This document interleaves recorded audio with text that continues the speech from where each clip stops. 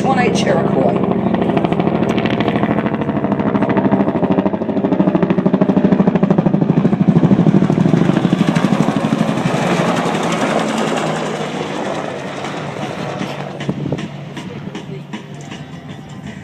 So they like to call it the sound of freedom, that really distinctive wop noise of the huey, as we like to call it.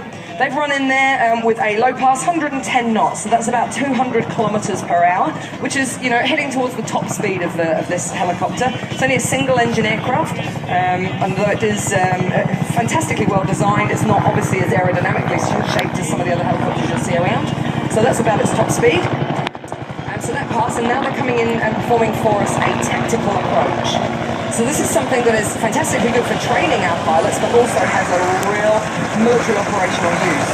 And the point of this one is to come in low, to keep out of enemy and hostile fire, and to spend as little time on the ground as possible. So you've got the smoke down there, which is doing two things. Firstly, it's showing the pilots where it is they need to land, where their LZ is, but also it's showing them the direction of the wind. So you're seeing both of those aircraft there made a real effort to land into wind.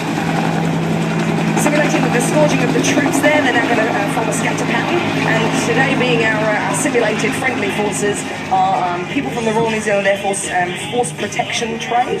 They've come down with us to play the part for us today and to just show one of the particular roles that the Huey plays. So following that over-the-shoulder departure there, Iroquois Red 1 and 2 are coming round, a high-speed pass into a wing-over after some positioning. Flying the lead aircraft today, we have Flight Lieutenant Kane Sanson, and with him on board is his co-pilot George McInnes, whose iPhone we're using for our music today. Thank you very much, George. And the helicopter crewman in the back of Red 1 there is Buck Rogers. Coming around then on that wing over, we're expecting the two aircraft now to split. Red 2 is going to break up and complete some manoeuvring towards crowd centre. So give them a wave as they go past, ladies and gents. They'll always want to see you waving from the back. You can probably see the crewman pretty busy tying things down there. And here's 2 pitching up for his beautiful wing over. We're really lucky, ladies and gents, to have with us the pilot of Red 2 today. He's a German Army exchange pilot. He's been with us for nearly 3 years. His name is Captain Wilhelm Gerrisbeck. And this is some of the culmination of his tour of duty with us. So I'm hoping that some of you out there with cameras are going to be able to give him some amazing shots to take back and put on the wall of his office in Germany. He said he's had the most amazing time here in New Zealand. He absolutely adores this country, and hopefully we've given him you know, a really good encompassing view of what the Air Force is up to nowadays, and his proudest punch to be displaying for you today. Now, looking to the right, you can see Red 1 there. He's coming in for a run-on landing, so this is one of the real useful points of having an aircraft with skids. He's holding those skids just slightly off the ground, but obviously if they touch on the grass, that's fine. And they call this manoeuvre the rabbit. So for those of you standing right out in front, hopefully that will look like a bit of a bunny hop. Red 1 hopping over Red 2. Red 2 is going vertical now, but not in the way that some of those fixed-wing aircraft have been showing you. Doing it like a helicopter does it. So transitioning from the ground up to vertical altitude, but also maneuvering the hover as it does so. So turning that aircraft around, giving them a really good view of the entire area.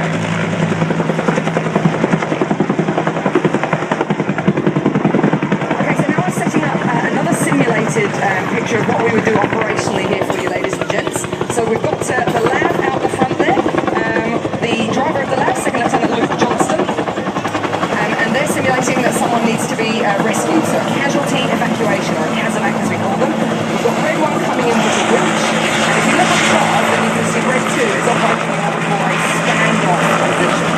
So he's basically up there having his good look around, and he's directing Red 1 as to if there are any threats, any hostile forces around, and keeping an eye on things in general.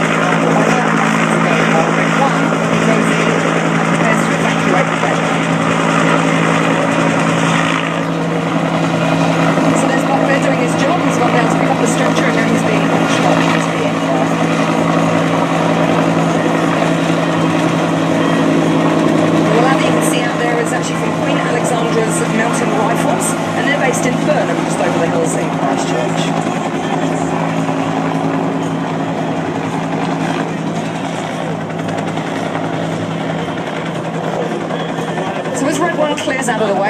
taking his survivor to safety. We'll have a look up at Red 2, who's hovering in position, and he's going to show us the quickest and most effective way to descend the aircraft, nosing over into a spiral descent.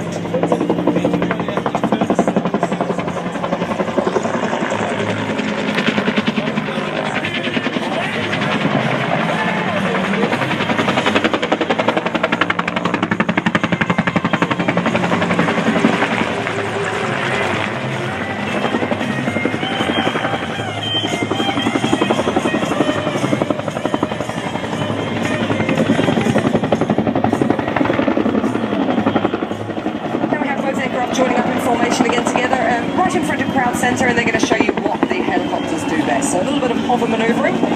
We'll have some left and right flights, some forwards and rearwards flight. Boys and girls, when they're doing the forwards and rearwards flight, have a look at their rotor disc. So those rotors that are spinning around, they form a disc, and if you look when they transition from forward to rearward flight, the whole plane of that disc changes. And basically what that disc is doing is acting just like an aircraft plane.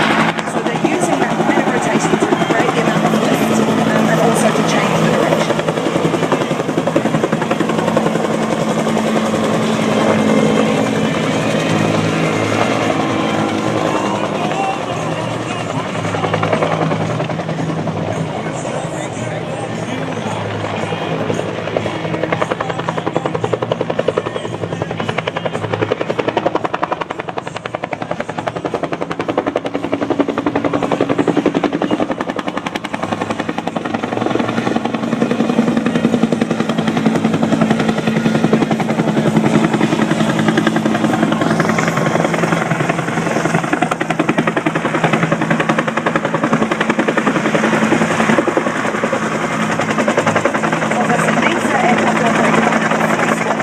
RNZAF Bell,